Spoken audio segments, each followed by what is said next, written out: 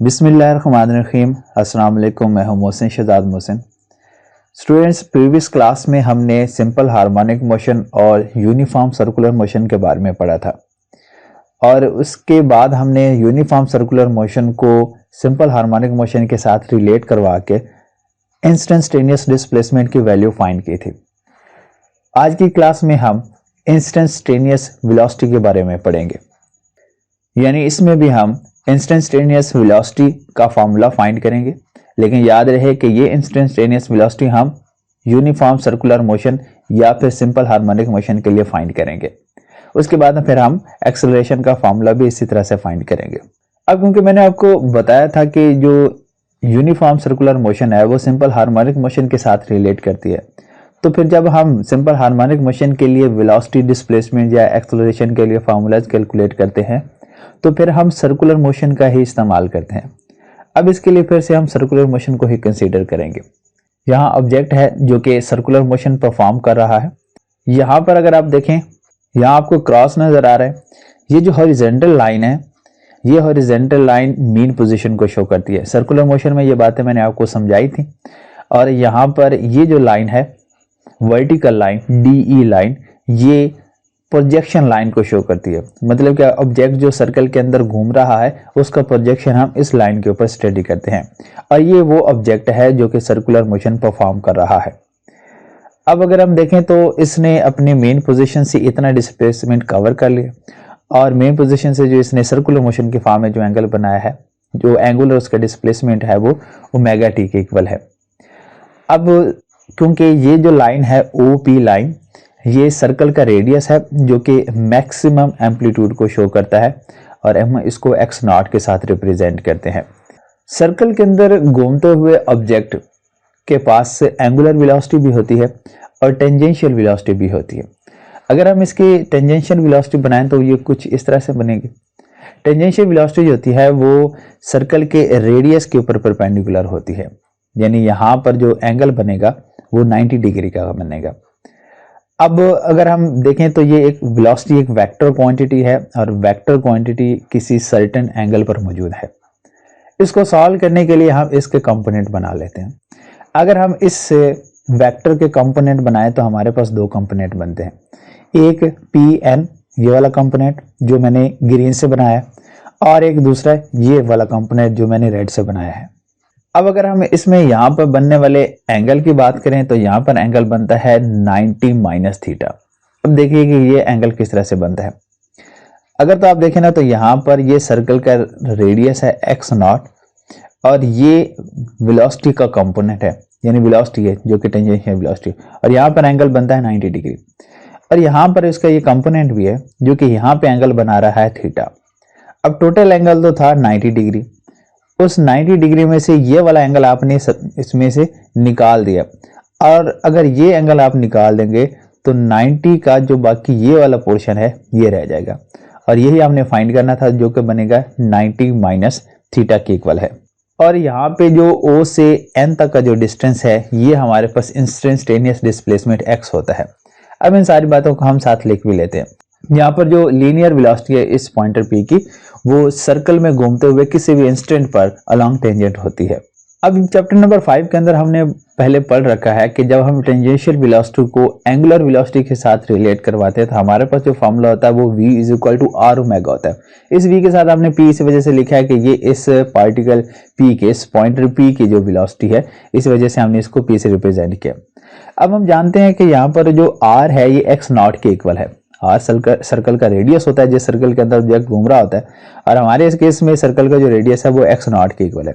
इस वजह से ऊपर वाले इक्वेशन में यहाँ पर हम R की जगह पर x0 लिखेंगे तो ये रिलेशन कुछ इस तरह से बन जाएगा। अब क्योंकि वेलोसिटी को हमने उसके कंपोनेंट के अंदर रिजॉल्व किया था और दो ही कंपोनेंट हमने इसके बनाए थे, लेकिन हम दोनों में से कौन सा कंपोनेंट यूज करेंगे, इफेक्टिव कौन सा है और किस कंपोनेंट को हम इस कैलकुलेशन में यूज करेंगे। हम इस वेलोसिटी का वो वाला कंपोनेंट देखेंगे कि जो n की डायरेक्शन में है, यानी जिस डायरेक्शन में सिंपल हार्मोनिक मोशन परफॉर्म की जा रही है आपने वो कंपोनेंट देखना है।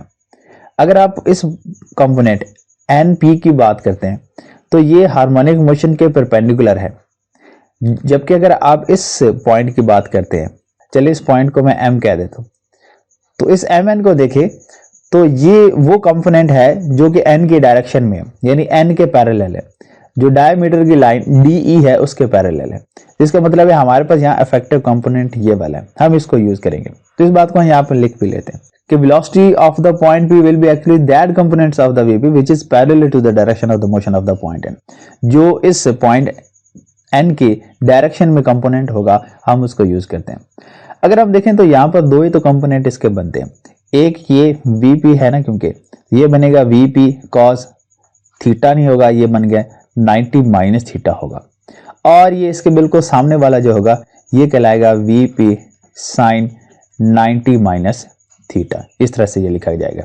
तो अभी इसको लिख लेते हैं। अगर हम इसको लिखेंगे तो ये कुछ इस तरह से लिखा जाएगा कि जो कंपोनेंट हमारे पास होगा वो वीपी साइन 90 माइनस थीटा होगा, जो कि पॉइंट एन के डायरेक्शन में होगा और डायमीटर डी के ऊपर होगा। अब यहाँ पर एक बात अपने याद रखनी, वैसे ये एक फॉर्मूला होता है उसे हम इजीली कैलकुलेट कर सकते हैं, मैथ का ये कॉन्सेप्ट है।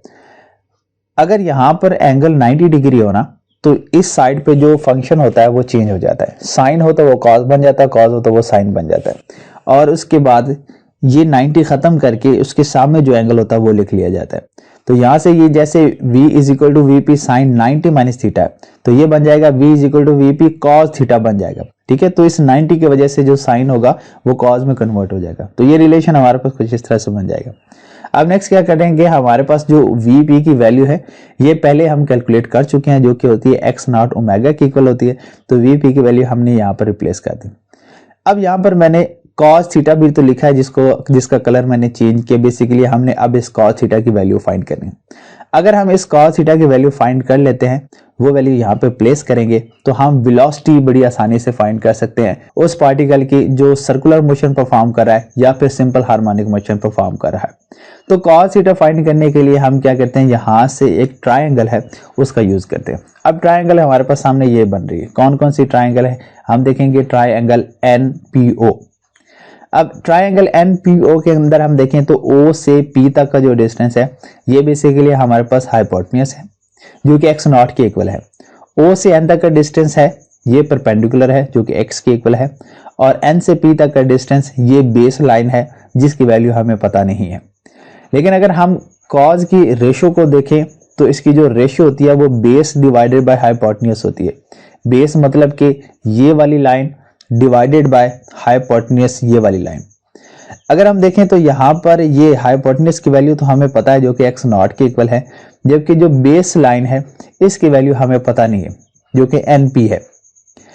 अब सबसे पहले तो हमें ये साइड फाइंड करनी पड़ेगी। हमें मालूम है कि अगर किसी राइट एंगल ट्राइंगल के अंदर दो साइड्स गिवन हो और तीसरी साइड फाइंड करनी हो, हम उसके लिए पाइथागोरस थ्योरम का इस्तेमाल करते हैं। यहाँ पर भी हम इसी फार्मूला को यूज करेंगे और NP की वैल्यू को फाइंड करेंगे। अगर हम देखें इस ट्राइंगल के अंदर, वो पहले ऊपर मैंने वही सारी कंडीशंस लिखी हैं, तो ये इस तरह से इक्वेशन बनेगी पाइथागोरस थ्योरम को अप्लाई करके। होता क्या है, ये होता है hypotenuse square is equal to perpendicular square plus base square. अब बेस तो क्योंकि हमने फाइंड करनी है, इसके अंदर बेस वाली ये वाला पॉइंट है NP, तो ये इधर ही रहेगा। ON को हम दूसरी तरफ ले जाकर सब्ट्रैक्ट कर देंगे, तो ये इक्वेशन कुछ इस तरह से बन जाएगी। अब यहाँ पर सबकी वैल्यू पुट करते हैं। NP क्योंकि हमने फाइंड करना है ये एज इट इज रहेगा। OP की वैल्यू हमारे पास x नॉट है, ऊपर स्क्वायर है तो ये बन जाएगी x नॉट स्क्वायर। फिर ON ये x के इक्वल है, ऊपर स्क्वायर है तो ये बन जाएगा x स्क्वायर। तो ये इक्वेशन हमारे पास कुछ इस तरह से बनेगी। स्क्वायर रूट कहाँ से आ गया, क्योंकि यहाँ पर हमने NP फाइंड करना था और NP के ऊपर स्क्वायर था, इस वजह से हमें दोनों साइड पर स्क्वायर रूट अप्लाई करना पड़ा। ओके, तो ये इक्वेशन बन गई। अब हमने NP की वैल्यू फाइंड कर लिया। अब यही NP की जो वैल्यू है ये हम यहाँ पे पुट करेंगे इस NP की जगह पर। अगर हम इस वैल्यू को पुट करते हैं तो ये इक्वेशन हमारे पास कुछ इस तरह से बन जाएगी। NP की वैल्यू ये आ जाएगी x naught square minus x square square root divided by OP है, तो OP हमारे पास x नॉट के इक्वल होता है, वो यहाँ पे हमने पुट कर दिया। अब हमने क्या करना है कि जो हमारे पास रिलेशन था उसके अंदर जो cos थीटा जहाँ पे हमने फाइंड करना था ये वैल्यू यहाँ पे पुट कर देंगे। तो ये क्या बन जाएगा, v is equal to x naught omega. यहाँ पे वैसे इक्वेशन में cos थीटा था तो cos थीटा की ये वैल्यू हमने पुट कर दी। अगर हम देखें यहाँ से जो x नॉट है ना ये दोनों साइड से कैंसिल हो जाते हैं, और अगर हम इसको कैंसिल करते हैं तो इक्वेशन हमारे पास कुछ इस तरह से बनती है। यानी कि अगर हमने वेलोसिटी फाइंड करनी है सिंपल हार्मोनिक मोशन की, हम इस फॉर्मूले की मदद से फाइंड कर सकते हैं। तो देखा जाए तो ये वेलोसिटी किस पर ज्यादा डिपेंड कर रही है, ये हमें डिस्प्लेसमेंट के अकॉर्डिंगली अच्छे से पता चल जाता है कि कहाँ पे वेलोसिटी मैक्सिमम है और कहाँ पे मिनिमम है। अब हम इसको मुख्तलिफ पॉइंट्स के ऊपर चेक कर लेते हैं। हमें मालूम है कि मेन पोजीशन के ऊपर जो डिस्प्लेसमेंट होता है, इंस्टेंटेनियस डिस्प्लेसमेंट, वो 0 होता है, जबकि वेलोसिटी वहां पे मैक्सिमम होती है। अब इसी चीज को हमने इस फार्मूले की मदद से भी चेक करना है। अगर हम इस फार्मूले के अंदर जो डिस्प्लेसमेंट है इसको 0 पुट कर देंगे तो ये इक्वेशन हमारे पास बन जाएगी v is equal to omega x naught square square root, और ये जो स्क्वायर और स्क्वायर रूट होते हैं ये कैंसिल हो जाते हैं, तो v is equal to omega x naught बाकी बच जाएगा। इसका मतलब है कि हमारे पास मीन पोजीशन के ऊपर जो वेलोसिटी की वैल्यू मैक्सिमम होती है ये हमने इस फार्मूले की मदद से कैलकुलेट कर ली है। अब नेक्स्ट देखते हैं हम एक्सट्रीम पोजीशन के ऊपर। एक्सट्रीम पोजीशन के ऊपर ऑब्जेक्ट मैक्सिमम डिस्प्लेसमेंट कवर कर लेता है जो उसके एम्पलीट्यूड के इक्वल होता है, हम इसको एक्स नॉट से रिप्रेजेंट करते हैं, और वहां पर जो वेलोसिटी की वैल्यू होती है वो भी मिनिमम होती है। अब इसी चीज को चेक करने के लिए हम दोबारा जहां पे डिस्प्लेसमेंट मैक्सिमम हो चुका है, एक्स नॉट के इक्वल हो गया, तो यहाँ एक्स की जगह पर हमने एक्स नॉट पुट कर देना है। अब क्योंकि दोनों टर्म सेम हो गई तो जब हम x naught square minus x naught square करेंगे तो आंसर तो 0 आ जाएगा, तो v इज इक्वल टू 0 आएगा। ये इस बात की निशानदेही कर रहा है कि एक्सट्रीम पोजीशन के ऊपर हमारे पास जो वेलोसिटी की वैल्यू होती है वो मिनिमम या फिर 0 होती है। तो ये था हमारे पास इंस्टेंटेनियस वेलोसिटी का फार्मूला जो कि हमने कैलकुलेट किया है सर्कुलर मोशन से। अब हम इसी को फाइंड करेंगे एक्सेलरेशन के लिए। Acceleration in terms of omega हम लिखेंगे, क्योंकि हमने सर्कुलर मोशन की मदद से ये सारी वैल्यूज फाइंड करनी होती है, तो मैं इसके लिए फिर से सर्कुलर मोशन को दोबारा से ड्रॉ कर लेता हूं। ये सर्कुलर मोशन है जिसके अंदर पॉइंटर P जो है वो रोटेट कर रहा है, और ये वाली जो लाइन है इसकी मेन पोजीशन को शो करती है। इसके सेंटर से मेन पोजीशन तक ये जो डिस्टेंस है इसका मैक्सिमम एम्पलीट्यूड है जो कि एक्स नॉट से रिप्रेजेंट किया जाता है और सर्कल के रेडियस के इक्वल भी है। और यहाँ पर जो मेन पोजीशन से उसने डिस्टेंस कवर किया, एंगल थीटा जो उसने कवर किया वो यहाँ पर मेंशन है। ये लाइन DE जो लाइन होती है ये सर्कल के डायमीटर के इक्वल होती है जो कि प्रोजेक्शन लाइन को शो करती है। अगर हम देखें तो पॉइंटर P जिस जगह पर मौजूद है इससे आगे अगर हम डायमीटर के ऊपर एक नॉर्मल ड्रॉ करें तो वो इस पॉइंट N के ऊपर इसको टच करता है। अब इस पॉइंट N पर टच करने से हमें यह पता चलता है कि इसने इंस्टेंटेनियस डिस्प्लेसमेंट कितना कवर किया है और उसकी डायरेक्शन क्या है। तो मेन पोजीशन क्योंकि इसकी O है तो O से इसने N डिस्टेंस कवर कर लिया, N पॉइंट तक पहुंचा है तो ये X डिस्टेंस ने कवर कर लिया है। अगर यहाँ पर पहुंचेगा तो ये मैक्सिमम होगा। ये बातें हमने सर्कुलर मोशन में पहले डिस्कस की हुई हैं, ठीक है। अब क्योंकि हम यहाँ पर एक्सेलरेशन फाइंड करना चाहते हैं तो एक्सेलरेशन की जो डायरेक्शन होती है, अगर ऑब्जेक्ट सर्कल के अंदर घूम रहा हो तो उसकी direction toward the centre of the circle होती है। अगर हम देखें तो यहाँ हमारे पास एक वेक्टर बन गया। अब इस वेक्टर के अगर हम कंपोनेंट ड्रॉ करें तो दो कंपोनेंट बनेंगे। तो एक तो ये जो कि हमने NP बनाया है और दूसरा कंपोनेंट इसका बनेगा ON। अब दो कंपोनेंट्स में से हमारे पास इफेक्टिव कंपोनेंट कौन सा होगा जिसको हमने यूज करना है। हम वही कंपोनेंट देखेंगे जो कि N की डायरेक्शन में होगा, N के पैरेलल होगा, और N के पैरेलल तो हमारे पास ये कंपोनेंट आ रहा है। अगर हम देखें ना तो यहाँ पर थीटा है तो थीटा के साथ वाली लाइन बेस लाइन होती है। अगर ये एक्सेलरेशन है, एक्सेलरेशन AP कहलाएगा, ये बन जाएगा यहाँ पर cos थीटा, और थीटा के सामने वाला जो होगा ये बनेगा AP साइन थीटा। तो इन दोनों में से कौन सा यूज किया जाएगा, AP साइन थीटा, जो कि N की डायरेक्शन में है। अगर हम देखें तो हमारे पास जो सर्कुलर मोशन के अंदर अगर हम इसको रिलेट करते हैं, चैप्टर नंबर 5 में हमने पहले पढ़ा है, तो एक्सेलरेशन होता है वो r ओमेगा स्क्वायर के इक्वल होता है। यहाँ पर पहले की तरह जो r है वो x नॉट के इक्वल है, तो हम r की जगह पर x नॉट पुट कर देंगे तो यहाँ एक्सेलरेशन की वैल्यू ये आएगी। अब क्योंकि कंपोनेंट हमने जो यूज किया है यहाँ पर वो AP साइन थीटा, तो ये हमने यहाँ पर लिख लिया। अब AP की वैल्यू हमने ऊपर पहले फाइंड कर रखी है जो कि x नॉट ओमेगा स्क्वायर के इक्वल है। हमने AP की वैल्यू को यहाँ पर प्लेस कर दिया, लेकिन यहाँ मैंने साइन को फिर से रेड बना दिया। अब ये इसका क्या मतलब है कि हमने ये देखना है कि साइन की वैल्यू यहाँ पर क्या है। अगर आपने साइन की वैल्यू को देखना है तो यहाँ पर तो ट्राइंगल भी तो एक ही बन रही है। उस एक ट्राइंगल को हम देखते हैं, इस ट्राइंगल को, तो यहाँ पर थीटा के सामने परपेंडिकुलर साथ बेस और इसके बिल्कुल सामने यहाँ पर जो 90 डिग्री के सामने होता है वो हाइपोटेन्यूज होता है। अब क्योंकि इसमें जो ट्रिग्नोमेट्रिक रेशियो यूज हो रही है वो साइन थीटा है, तो साइन थीटा जो होता है वो परपेंडिकुलर डिवाइडेड बाय हाइपोटेन्यूज होता है। यहाँ पे परपेंडिकुलर हमारे पास ON है और हाइपोटेन्यूज जो है वो OP के इक्वल है। अब अगर हम देखें ON की वैल्यू हमें मालूम है जो कि x के इक्वल होती है और OP की वैल्यू भी मालूम है जो कि x नॉट के इक्वल होती है। तो यहाँ पर हमें कोई एक्स्ट्रा पाइथागोरस थ्योरम लगाने की जरूरत नहीं है, क्योंकि जो दो टर्म्स यूज हो रही हैं दोनों की वैल्यूज हमें मालूम है। तो इस तरह से हमने साइन थीटा की वैल्यू फाइंड कर ली और इस साइन थीटा की ये वाली वैल्यू हम यहां पर प्लेस करेंगे। तो ये बन जाएगा a is equal to x naught omega square x divided by x naught. तो यहां से ये वाली वैल्यू जो होती है ये कैंसिल हो जाती है, एक्स नॉट और ये वाला एक्स नॉट। तो बाकी क्या बचता है, a is equal to omega square x.